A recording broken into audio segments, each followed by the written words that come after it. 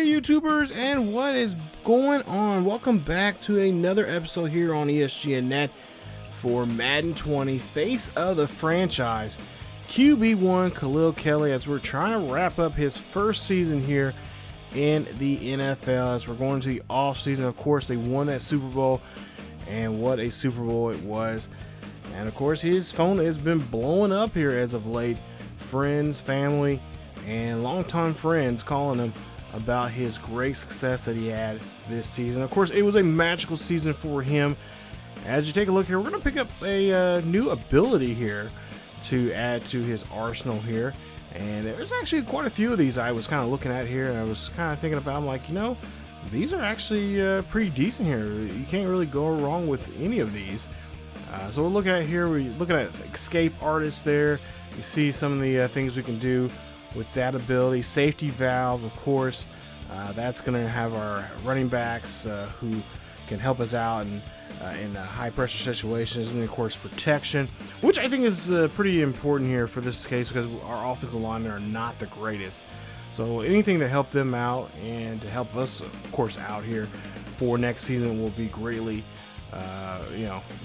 needed and will be used quite often. So there's the Khalil right now, number 2 ranked quarterback in the league based on his overall, which is a 96 plus. Of course, he has a +2 in his morale, so that's going to help him out here. And of course, he's on cloud 9 just along with everybody else in Miami, winning the Super Bowl against the Browns, or not the Browns, excuse me, their last season.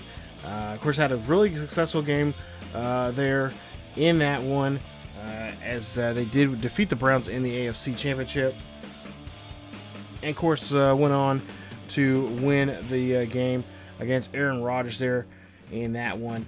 And of course, Rodgers he said that Rodgers actually tweeted him, told him congratulations, and he's going to be a big star in the NFL. So you gotta, that's kind of nice. Aaron Rodgers saying that, giving him a shout out there, and he was Khalil was kind of like a little kid when he got that tweet, and of course retweeted him, and of course followed him, and they're following each other. So that's always nice, I guess you can say. But you see the current standings right now. We're trying to take a look here. Who's going to get the number 1 overall draft pick coming up this season? And of course, the Miami Dolphins are, of course, going to be towards the end of that. Of course, they will get the last pick for the draft. And of course, there's some holes that they're going to have to acknowledge, especially the offensive line. Is a big issue there. They have to get better there. Of course, get some weapons, most importantly there defensively there. I would say in their secondary, as there was too many games there that we just blew coverage, and we definitely are hoping that the squad will help out this young man here on both sides of the ball. But talking to Khalil over the offseason here, he said he wanted to wear his favorite number based on one of his favorite players of all time, and at least him growing up, and that's Donovan McNabb's number 5. So he was going to wear Donovan McNabb's number 5. And I asked him about that, and he said, hey, McNabb was somebody that he grew up watching and kind of imitated him growing up, and he wanted to wear that number as a Dolphin. And, of course, a lot of people were, when that was brought about, people asked, hey, you ought to wear something close to maybe a number 13. You got Marino, who's a long time and of course a legend there in the Dolphins organization, and he says, you know what, Khalil says he feels like he's nothing close to that.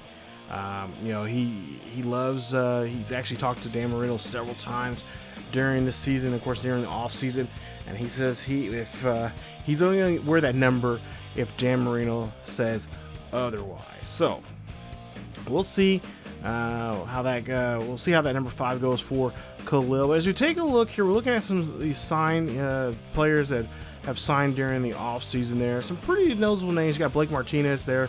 He signed with the Colts, former Green Bay Packer, now a Colt. And then you got Miles Jack there, who signed with the Steelers. And of course, a lot of teams make some pretty good splashes here. Not a real big, not. I don't think there was, as far as I know, there wasn't really any big names there in the off season there. Of course, when you do play QB1, you don't get a chance or at all to decide draft wise and who you get assigned and whatnot. It's all CPU. So we're basically going in here blind. And I'll show you guys pretty much who's going to be signed for our team here, and hopefully they will plug some holes here for the upcoming season. Like I said, defensive side, I think it's the most critical. You see Bud Dupree there getting signed a 2-year contract there with the Chargers. But yeah, I would definitely say that is something that we really need to stress on. I'm really hoping that that's something they can go into. One of the things I think in this game they should have here for when you play a career mode is to have the input from the player that you're playing as. The lead or the team and the coaches and stuff like that should come to you and say, hey, what are some things, or what are some areas that we should worry about next season when it comes to the draft. And you kind of give them a hint. You don't necessarily say who, or maybe you could say who. You could say, look at the draft board, see who's doing what, and just from some raw statistics and stuff like that, kind of decide and make help out the team by saying, hey, we got to get this kid from such and such. He looks like he has pretty good numbers, and kind of do that throughout the course of leading up to the draft. And then maybe you got if you I guess it could be something you could unlock as and of course this would have to be further down the line, along the line down, and once you become a pretty known veteran, pretty known person in the league, you can help make draft picks. I think that would be something interesting, because that gives you input, so that means you get some decisions in who you want, depending on the position you're playing. If you're playing quarterback, you can make decisions on who your running back or your wide receiver or tight end or offensive lineman. I think that'd be something really cool. I think it'd be something interesting they should add in. It makes, to me, would make the game a lot more fun and a little more challenging into all this. As you see, got a couple retirements there, and of course we got some guys are re-signing. One of the big names there. You got some pretty big names. I believe I seen Cameron Wake there. He's going to retire as a Titan. Ben Roethlisberger, he's finally retired after 16 years in the league. Dwayne Brown for the Seahawks. I want to say I seen Roman Foster, he retired. And also, I could have sworn I seen, Adrian Peterson there. He is retired. He is of course, not signed with any team, but after 13 seasons, he decides to call it quits there. So, but yeah, I think, let me know down below in the comment section, you think that's a good idea or not? Because I've been thinking about that, and that's something that really makes the, it gives, for me, to me personally, I think it'll give excellent replay value in the game, because you can make more decisions with your team. Oh, Larry Fitzgerald, he retired after 16 seasons, and of course all those with the Cardinals. So he decides to retire there. And what else? Let's see here. Lorenzo Alexander of the Bills, 14 years in the league, he retired. Donald Penn, I should say, retires there after 14 years. Retires as a Bengal there. And of course A.Q. Shipley, I've had him in a couple other series before, and he retires after 10 years in the league. So a lot of big names there, some pretty notable. Oh, and look at that, who just recently won the Super Bowl in real life. Andy Reid retires as the head coach of the Kansas City Chiefs. Wow, that is surprising, to be honest. Benjamin Watson, a big name there, at least one of the players that we've seen for the Patriots this past season in this series. He is now retired as a Patriot. And then you see some of the signings that we made, or at least in the AFC here. I kind of wanted to show you guys who was getting signed on the Patriots, Jets, and of course our team and the Bills in the offseason. Of course, some of the players, most of these guys got signed during the season there, but we'll see some of the re-signs here also that you guys can check out. But for the most part here, Oh, and yeah, look at that. Tom Brady, he gets a $41 million contract for 1 year. I think he wants to kind of get revenge on Khalil after getting beat by Khalil twice or 3 times this season. There, beat him at home, on the road, actually on the road twice. So I think Tom Brady might be a little upset. So we move on now here. We'll see some more signings here as we're in stage 3, I believe, into the offseason signings there. And you guys can pause the video, check those out. I mean, there's quite a few signings there. Oh, look at that. Kyle Rudolph, 4 years, $27.7 million. Yes, that is a young tight end that we can definitely work with. That's going to be really helpful for Khalil there as a nice safety valve. Especially in the red zone there, to help us out. So that is going to be really awesome. So that's at least I'm happy for Khalil there in that situation there. We'll see other signings here. Let's see. Not too many. I think right now. Zach Brown, he's with the Rams, former Raider. Oh wow, Vic Beasley, he's going to be with the Bills. Oh boy, that's going to be definitely be a player that we're going to have to watch out for there defensively. Ronald Darby, he has signed a 3-year contract there with us. What else have we seen here? Devontae Parker, he's going to be with the Colts, 3-year deal for a little over close to $30 million. And what else do we have? I'm trying to look and see here what some of the Marcellus Alexander there for the Chiefs. He has signed a $2 million or a 2-year, $3.4 million contract. Now, take a look at the AFC East signings here. Those first signings you've seen in there were just in the National Football as a whole. But there you see Kyle Rudolph there. We got him signed. That's a nice pickup there for us in an offseason. And what else? If I'm not mistaken, I think the Miami does have quite a bit of money they can kind of play around with here. Alex Okafor, 1-year contract with him. He's going to be signing a left end there for us. Take a look at the stage 4 signings here. Derrick Henry, of course, the Titans running back now is going to be in Buffalo. Oh, great. That it just gets even better for us defensively.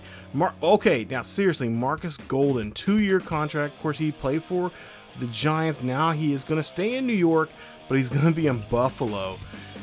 Okay, really, seriously, Buffalo, you're bad as the Patriots. You guys are really picking up a lot of guys here for this offseason here. So I have a feeling that that defense there in Buffalo is not going to be a pushover anymore. There you see Ryan Tannehill. He signed a 1-year contract there with the Giants with $11.4 million there. And what else? Kareem Hunt, 5 years. He signed with the Ravens for $54 million. Nice contract there for him. And Teddy Bridgewater, 3-year contract for $53.2 million. He will be their quarterback. He might be a starting quarterback there. I'm not sure. We have to check their. I have to see where he's going to be at when it comes to as to if he's a starter or not. Kenny Britt, wide receiver there for the Browns, 1-year contract for $2.41 million. Will Compton, Nebraska guy there, my guy I followed. He got a 1-year contract for $1.92 million. Will Compton, I've seen him play in for Nebraska many years ago, and really good defensive player there. He's been I think in real life, I think he's with the Redskins right now. So, but there you see the rest of the signings there in the AFC. If you guys want to pause the video and check those out here, so pretty good signings here, and you know what? Honestly, I like this. I like seeing some challenges there for us and for Khalil. And we'll see here. The only franchise tag right now in the NFL was right there. That was Trey Madden there, who picked up a free agency tag. So now we're going to move on out to the actual draft as we took a look at some of these draft guys here. We got Ryan Winters, your overall pick there, and just kind of just show you guys some of these guys who are been drafted. And sort of these are kind of some middle of the road type of guys here, and of course, you know, some of these guys we won't know what their superstar ability is or anything like that until you know, they have, I think it's like after 500 snaps or after 500 plays or whatever, they'll be unlocked, and we'll see what our draft pick is coming up. Of course, we do have the last pick, and I think we have a couple picks in the second round and I believe the fourth round of this draft. So right now I'm just going to kind of show you guys the first round, and then we're going to start simming as we go along here just to our picks here. Kind of just want to show you what other teams are doing here first round. There's a lot of defensive ends that were going for this, or a lot of defensive ends and linebackers. You know, a few quarterbacks, not a really heavy offensive draft. At least looking at what I got to see when it came to the draft boards for this draft class here. But yeah, for the most part here, this is pretty much you know, the drafts, and there's some teams that got some pretty good picks here as you take a look. I was really impressed here.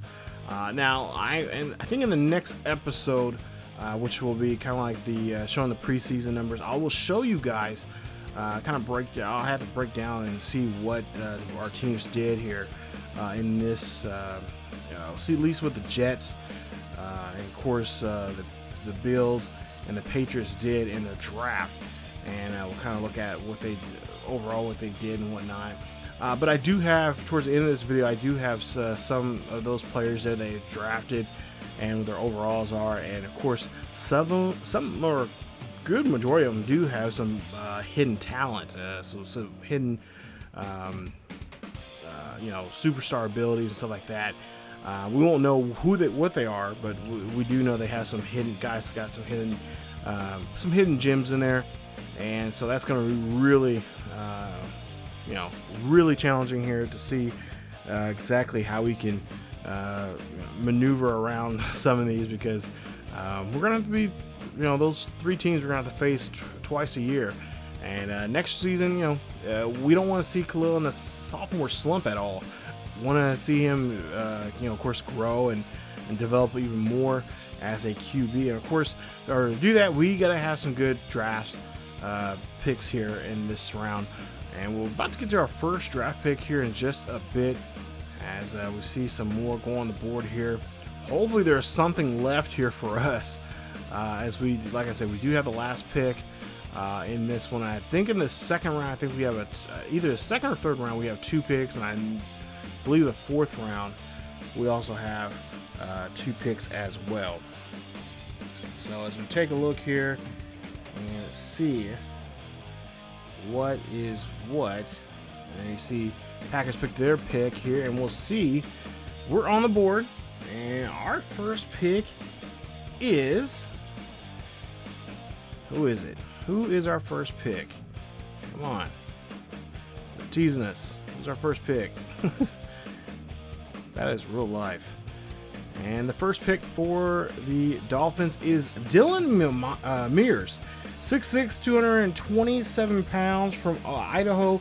He's a 69 overall, and he is 22 years of age, and he is our first round pick and first round 32nd pick in the NFL draft.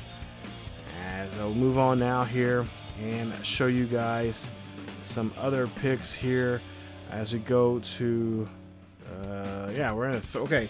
Well, let's see, there's Bradford there, Randy Bradford, the second round 32nd pick. Before him was Steve Warner from Colorado, but as for Bradford, he is a hidden dev, so that's gonna be really fun to find out what he is. We got Brooks Cartwright there, 6'2", 315 pounds from West Virginia, 66 overall in the third round.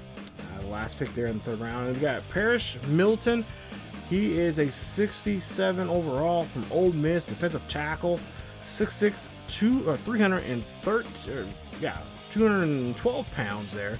That's going to be nice here. So we're getting some defensive help here. We got the first 2 picks, of course, offensively. Now we move to defense. Move on to Levy. Ishmael Levy, outside linebacker for Baylor, 68 overall, 5'11", 239 pounds. Clay Simpson and Rasheem Bass both have hidden devs there. Of course, Simpson 63 overall and Bass 59 overall, the tight end and halfback there. And Harold, he is a strong safety from UTSA, 61 overall, and he has also a hidden dev. So take a look there at our draft recap there. And I think we got we got what, 4 dev guys, hidden devs guys, and I think really it'd be really nice to see if we can get a out of those 4. If we can get what, superstar out of all those 4 guys, I think we would be set. 2 on offense, 2 on defense. We got 2 safeties that have a hidden dev trait, and then a tight end and a halfback that can really help us out there. All the rest of them are, of course, normal, but of course they can at some point there, build themselves up and move into the next dev trait, superstar, all that kind of stuff. So I cannot wait. It's gonna be a lot of fun here. This draft looks pretty promising. As you see there, Warner ranked 31st in the left tackle in the league. So there you see his numbers there. And even though me personally as a user didn't have too much control here, not too bad of a draft. There you see Bradford there, one of our strong safeties there, and that's something we really need help with. We need that second level there on defense there to help us out there when it comes to zone and all that kind of stuff, those deep passes. So hopefully Bradford and Harold can help us out. You see Cartwright, 66 overall. He is ranked 40th in right guard, so we got some help there on in the offensive line there. Of course, we got help from Warner there. He's a left tackle, but there you see Cartwright's numbers there.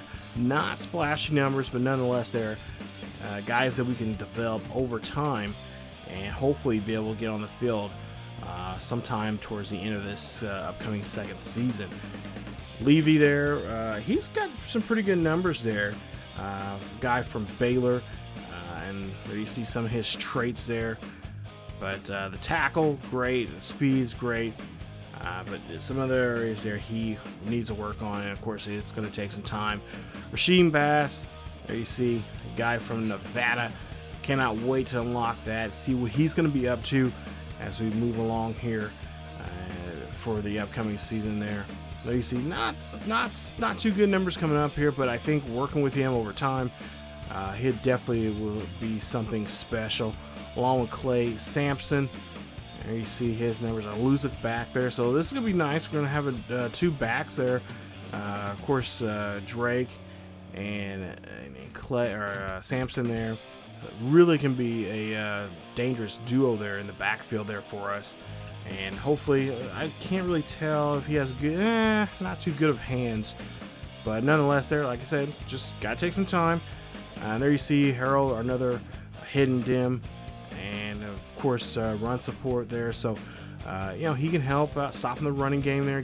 Maybe get in there, get some blitzing, get in that backfield there and stop the halfback from coming up to the line of scrimmage there. So yeah, I cannot wait. This is gonna be a lot of fun. Cedric Galloway, of course, was Mr. Irrelevant there. Linebacker, 6'1", 251 pounds from Middle Tennessee State, 55 overall. He got good speed, good acceleration there, but of course strength not too bad. But there other things there, his secondary attributes there need some work, and of course he is going to be a project player. So now we move on now to the Bills and see what they've done here so far this season. And there you see some of their guys here. Quincy Kenny, one of their hidden dead traits there. He's a middle linebacker, 75 overall, so not too bad there. He definitely can come into play in week 1 of the season. He's 44th ranked there for middle linebackers, and see his numbers there. And of course, he is. They're going to try to build that defense as strong as they can. Elijah Blair, I'm really for something about this kid here. I've seen some of his numbers here. He could be a special one, as he does have a hidden depth trait there. So if they can work with him, if he gets an opportunity to play early, they see 91 speed, 90 acceleration. Deep route, not the greatest, but his middle and short, so he's going to be a definite guy who can catch those slant passes and really do some damage there. Maybe even occasionally play in the backfield, some jet sweeps, stuff like that, kind of throw teams off. He will definitely be a challenge. As for the Jets, there you see their player there, their left end there, that's going to help them out. And there you see his numbers there: 84 speed, 88 acceleration, tackle 84. Wow, they really got a good player there. Quincy Matthews from Appalachia State. And take a look at his numbers there as a middle linebacker. And again, they did a really good job there in his great pursuit, strength there too. Play recognition and awareness, not the greatest, but nonetheless, they got some pretty good numbers there. Got Delroy Lockhart, 55 overall, hidden depth trait there for the Patriots. I believe this is the Patriots' only player that had a hidden depth trait. I might be mistaken, but yeah, take a look at him. He could definitely be a huge project player there for the defensive, for the outside linebacking position there, and he could cause some problems for us in the near future if he just goes on the right path. So that is it for the off season here. When we come back, I'll show you guys the some of the well, I don't know, depending on how the games go, we may show some of the preseason. If not, we'll kind of highlight the preseason and show what other teams did. I'll maybe show a little bit more of the draft from around the league, but nonetheless, we'll show the preseason. We'll show some highlights from the preseason, and then move on to week 1 to start season 2 of Khalil Kelley's journey as QB1 here on Madden 20. So we'll see if he can continue being the face of the franchise here coming up in the next episode. As like I said, we'll take on and see what the season, when we start the 2020-21 season 2 for Khalil Kelley in this series. If you guys enjoyed today's episode, please leave a like. Don't forget to subscribe, hit that bell notification, and also follow us on social media. Get the latest news and events on what's going on here with this series or any other series on the channel, and what's going on the channel itself by those social media on Facebook, Twitter, and Discord. Check us out on Patreon if you want to be a part of Patreon and be a part of the channel and many different series we have here on the channel. You guys can check us out there and learn and find out how to be a part of the ESGN Nation that away. Don't have to join, but it'll be nice and will be greatly appreciated if you did. But thank you guys so much for watching. Stay tuned for more Khalil Kelley, face of the franchise, QB1 here on Madden 20. As always, keep yourself healthy, and I will see you guys next time.